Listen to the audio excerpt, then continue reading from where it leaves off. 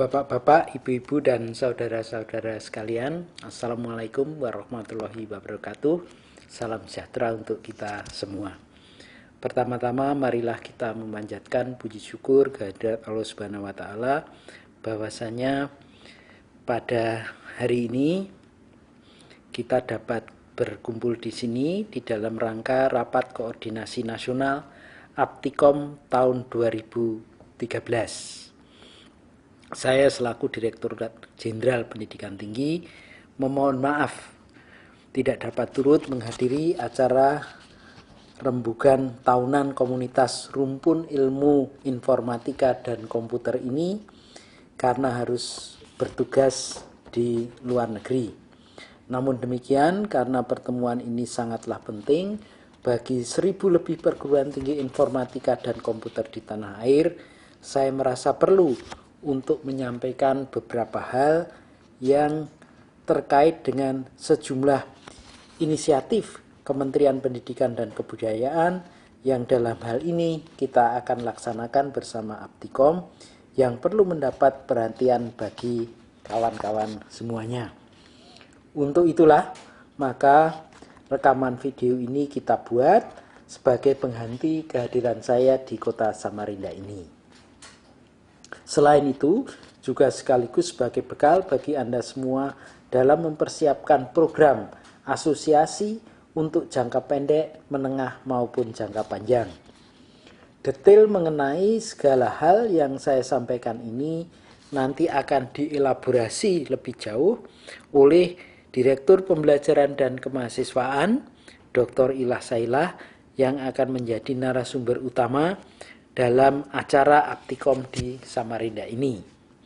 Teman-teman sekalian yang saya hormati, seperti kita ketahui bersama bahwasanya kunci keberhasilan suatu negara dalam memajukan masyarakat terletak pada sumber daya yang dimilikinya, yaitu sumber daya manusia.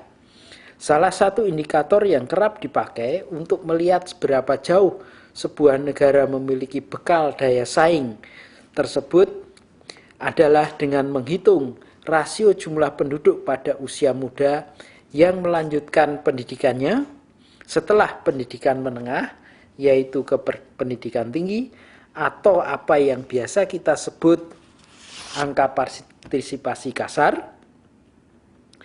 Di negara-negara ASEAN, APK Indonesia dinilai relatif rendah karena hanya berkisar 27%. Artinya, kalau kita merujuk pada usia antara 19 sampai dengan 23 tahun, maka hanya 27% lah yang menikmati pendidikan tinggi dibandingkan dengan seluruh jumlah penduduk pada usia itu.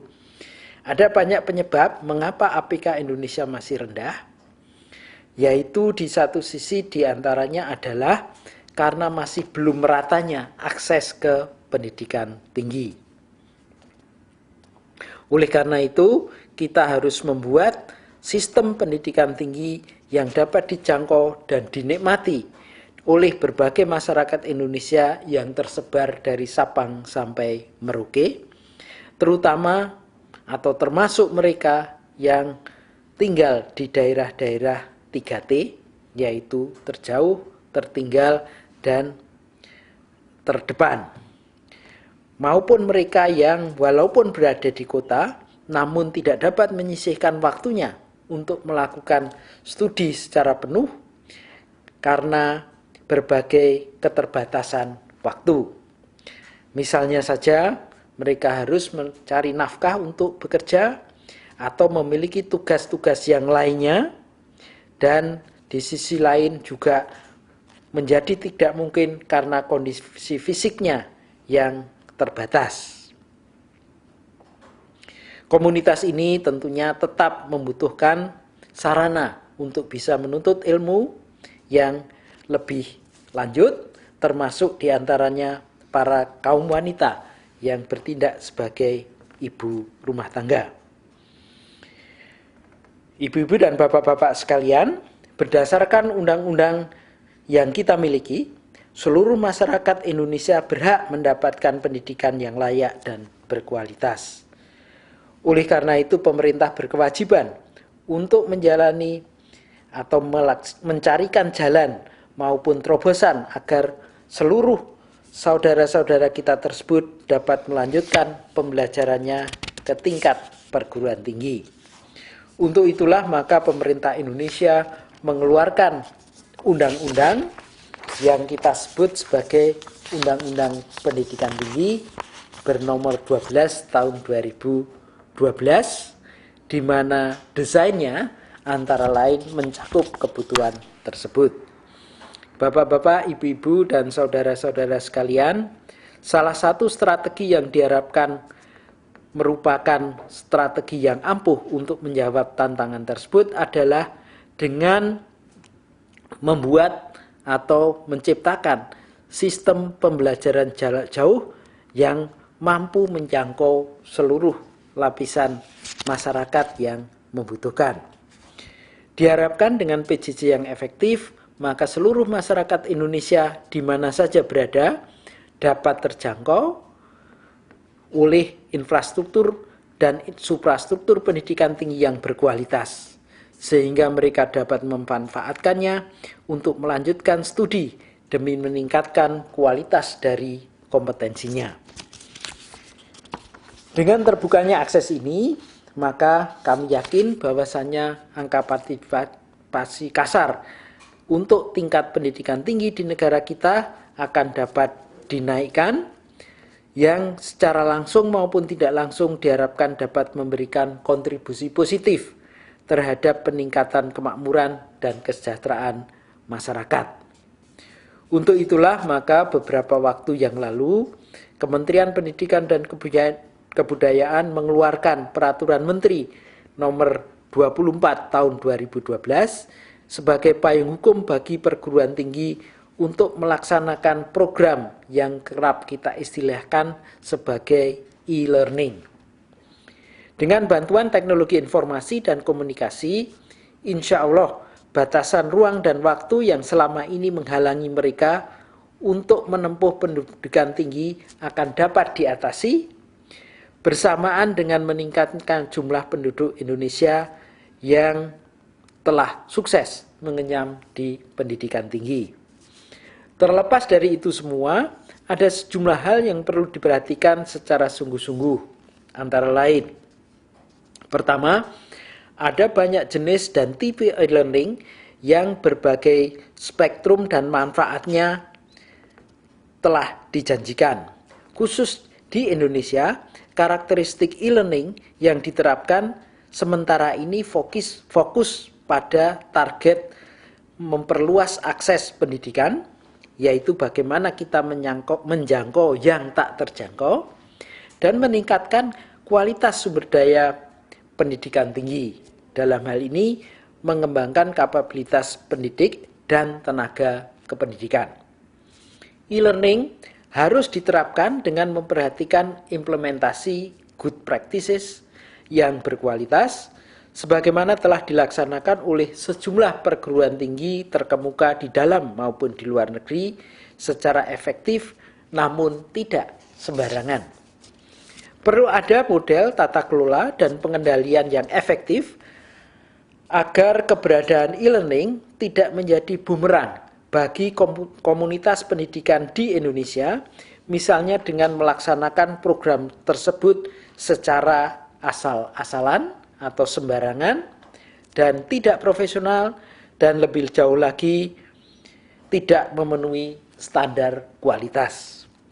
Dengan memperhatikan bahwa inisiatif ini akan diterapkan secara masif di seluruh wilayah tanah air, pemerintah merasa perlu untuk merencanakan dan merancang aktivitas pelaksanaannya agar dapat mencapai sesuatu yang bermanfaat. Oleh karena itulah, Kementerian Pendidikan dan Kebudayaan memutuskan untuk menggunakan pendekatan piloting, dalam hal ini 1-2 tahun ke depan, dengan tujuan memperoleh gambaran yang jelas mengenai berbagai aspek yang perlu dipersiapkan, dikembangkan, diterapkan, dan dikendalikan sebelum seluruh perguruan tinggi di Indonesia menerapkan secara simultan bagi mereka yang memenuhi standar maupun memenuhi kualitas yang diinginkan. Pada dasarnya ada dua metode pilot project yang akan dilaksanakan akhir tahun ini, yaitu modus perguruan tinggi, dalam hal ini satu perguruan tinggi atau tunggal, dan modus konsorsium perguruan tinggi, dalam hal ini dilakukan secara kolektif. Untuk modus perguruan tinggi telah ditetapkan sejumlah kampus untuk menjadi pionirnya. Sementara untuk modus konsorsium, kami semua bersepakat untuk menunjuk Aptikom selalu Asosiasi Perguruan Tinggi Informatika dan Komputer se-Indonesia sebagai pihak yang diberi kepercayaan pemerintah untuk melaksanakannya. Tentunya nanti terus berkoordinasi secara intensif dengan pihak Direktorat Jenderal Pendidikan Tinggi. Dan selanjutnya keputusan dan pilihan ini akan kami ambil setelah mempertimbangkan berbagai hal, antara lain yang pertama, Aptikom beserta segenap anggotanya telah memiliki pengalaman kolektif dalam menjalankan sejumlah aktivitas berbasis PJJ dengan segala variasi dan bentuknya, sehingga dapat dipelajari pengalaman yang ada sebagai bahan pembelajaran bersama. Yang kedua, Aptikom memiliki rekam jejak bersama pemerintah Indonesia semenjak lebih dari 5 tahun yang lalu dalam melahirkan inisiatif model pendidikan semacam PJJ ini demi mencerdaskan kehidupan bangsa, sehingga modal pengalaman ini dapat menjadi bekal semangat untuk menjalankan misi yang ada dan telah memiliki berbagai hal yang dapat dikendalikan sebagai modal untuk kesuksesan di masa yang akan datang. Ketiga, Aptikom merupakan kumpulan dari komunitas rumpun ilmu yang secara langsung mempelajari serta menekuni model pembelajaran modern yang kita tadi sebut sebagai e-learning, sehingga secara moral seluruh insan pendidik yang ada di dalamnya bertanggung jawab untuk mengembangkan dan menerapkan sistem e-learning secara berkualitas dan memenuhi standar. Aptikom dikenal sebagai komunitas paguyuban yang kompak dan senantiasa berpikir positif demi kemajuan bangsa, sehingga pemerintah merasa mempunyai keyakinan untuk berjalan dan menjalin kemitraan bersama demi kemajuan dunia pendidikan tinggi di tanah air. Saudara-saudara sekalian yang saya hormati, kepercayaan masyarakat yang diberikan pemerintah kepada Aptikom ini harus dijalankan secara bersungguh-sungguh dan bertanggung jawab. Amanah ini membutuhkan pengorbanan Anda semua untuk bekerja keras dan cerdas, karena hasilnya akan dipergunakan sebagai pedoman pelaksanaan e-learning di Indonesia di masa yang akan datang nantinya. Melalui pelaksanaan program PJJ untuk meningkatkan kualitas dosen informatika yang bergelar sarjana yang telah digagas oleh Aptikom, akan digelar oleh Aptikom, ditambah dengan kesepakatan antara sejumlah perguruan tinggi untuk berkonsorsium dan menjalankan konsep transfer kredit secara e-learning, dan kami mengharapkan akan lahir suatu draft standar pelaksanaan e-learning yang berkualitas, baik untuk modus perguruan tinggi maupun sistem konsorsium. Perlu saya kemukakan di sini bahwasanya nanti berbagai bahan yang ada itu harus terlebih dahulu diuji kesahihannya oleh suatu tim yang biasa kita sebut sebagai clearing house. Kami mengharapkan nanti Aptikom dapat membentuk tim ini secara bertanggung jawab, sehingga semua bahan itu bisa dijamin memenuhi standar kualitas. Tentunya standar ini selanjutnya akan disempurnakan oleh Kementerian Pendidikan dan Kebudayaan bersama semua lembaga yang terkait sebelum akhirnya disahkan menjadi pedoman baku dalam penyelenggaraan e-learning di tanah air, dan sebagai legal yang formal maka pelaksanaannya harus dipatuhi oleh semua yang terkait dengan pembelajaran jarak jauh tadi. Kami yakin dengan durasi waktu yang diberikan, Aptikom dapat menyelesaikan amanah ini dengan sebaik-baiknya. Hadirin dan undangan, di samping itu ada satu hal lagi yang perlu saya sampaikan kepada Anda semua, yaitu terkait dengan inisiatif ditunjuknya Aptikom pula sebagai sebuah konsorsium rumpun ilmu informatika dan komputer di Indonesia yang harus bertanggung jawab secara langsung maupun tidak langsung terhadap segala hal yang terkait dengan konten serta semua aspek akademik di bidang keilmuan yang dalam hal ini Anda semua tekuni. Kami merasa perlu untuk menghidupkan kembali keberadaan konsorsium keilmuan di Indonesia. Dalam hal ini nanti konsepnya diikuti oleh berbagai institusi pendidikan sesuai dengan keilmuannya. Jadi keanggotaannya bukan bersifat perorangan tetapi bersifat institusi dari setiap perguruan tinggi yang mempunyai rumpun atau bernaung di dalam rumpun ilmu yang sama. Untuk itulah maka kami mengharapkan dapat dibentuk kepengurusan yang akan mewakili komunitas rumpun ilmu informatika dan komputer di Indonesia melalui Aptikom yang saat ini sedang melakukan rapat koordinasi nasional. Adapun surat resmi penunjukan Aptikom sebagai penyelenggara PJJ bermodus konsorsium serta pembentukan konsorsium ilmu informatika dan komputer akan kami persiapkan sehingga bisa memperlancarkan implementasi berbagai tugas yang harus dilaksanakan.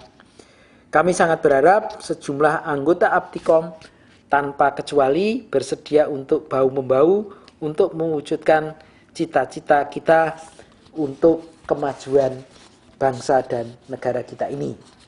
Bapak-bapak dan ibu-ibu yang saya hormati, pada akhirnya perkenankanlah saya mengucapkan selamat berdiskusi, bertukar pikiran, dan berembuk dalam Rakornas ini.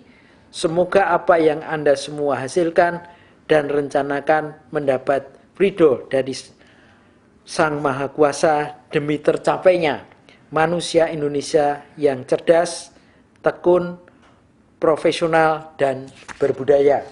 Demikian, mohon maaf kalau ada yang khilaf. Wabillahi taufiq wal hidayah. Wassalamualaikum warahmatullahi wabarakatuh.